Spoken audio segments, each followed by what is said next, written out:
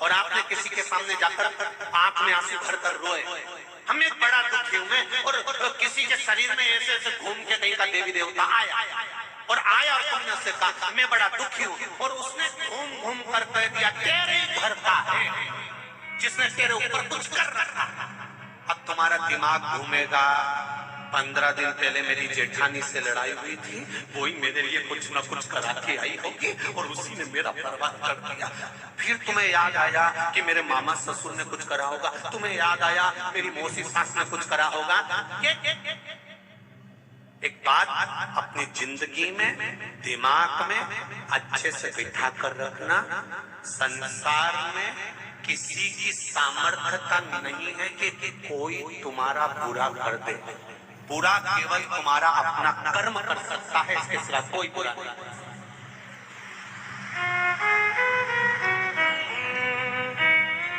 बुरा केवल तुम्हारा कर्म कर सकता है। इसलिए बार बार कथा में कहते हैं मत बुरे कर्म कर वरना पछताएगा, भगवान की आंखों से तू बच नहीं पाएगा, तू बच नहीं पाएगा।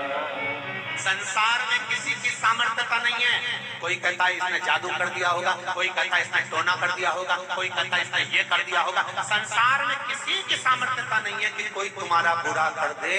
अगर बुरा करने वाले बेटे होते तो सबसे पहले मोदी या टाटा बिरला या अंबानी कोई निपटा देते। अगर इतनी शक्ति हो बोलो जी ये सही है कि गलत है? संसार में अगर बुरा करने वाले होते तो सबसे पहले ये विद्या करके इसको निपटा लो और ये विद्या करके उसको निपटा दो। संसार में कोई किसी का बुरा नहीं कर सकता। शिव महापुराण की कथा, शमशान में रहने वाला मेरा भोलेनाथ माता पार्वती से कहते हैं पार्वती किसी की सामर्थ्यता नहीं कि कोई किसी का बुरा कर दे।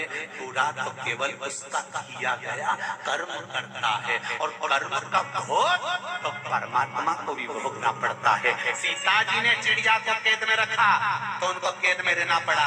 राम जी ने छुपकर बाण छोड़ा सुग्रीव को मारने के लिए, बाली को मारने के लिए, जब छुपकर छोड़ा तब उस समय पर उस बाली को मारने के लिए बाण छोड़ा तो वही बाली ने छुपकर इसको मारा, वही बाली।